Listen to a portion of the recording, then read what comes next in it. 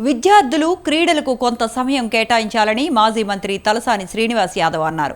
Sanath Nagar welfare గ్రౌండ్స్లో గుర్తింపు పొందిన స్కూల్ విద్యార్థుల స్పోర్ట్స్ మీట్ను సనత్ నగర్ ఎమ్మెల్యే తలసాని శ్రీనివాస్ యాదవ్ ప్రారంభించారు. 3 రోజులు నిర్వహించే ఈ స్పోర్ట్స్ మీట్కు వేలాది మంది విద్యార్థులు హాజరయ్యారు. చదువుతో పాటు క్రీడల పట్ల కూడా విద్యార్థులు శ్రద్ధ చూపుతున్నారని తలసాని చెప్పారు. క్రీడలలో గెలుపు ఓటములను ఒకే విధంగా స్వీకరించాలన్నారు. తల్లిదండ్రులు పిల్లలను క్రీడలు సాంస్కృతిక రంగాలలో కూడా ప్రోత్సహించాలని ఎమ్మెల్యే తలసాని సూచించారు. 10 సంవత్సరాల నుండి సంవత్సరం పొడవునా మన విద్యార్థులు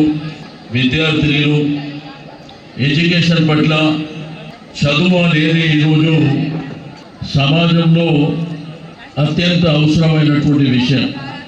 ఈరోజు మీ పేరెంట్స్ ఎంతో కష్టపడి మిమ్మల్ని చదివించాలనేటువంటి తపనతో వారికి ఆర్థికపరమైనటువంటి ఇబ్బందులు ఉన్నప్పటికీ మా పిల్లల్ని బాగా చదివించాలి, ప్రయోజనం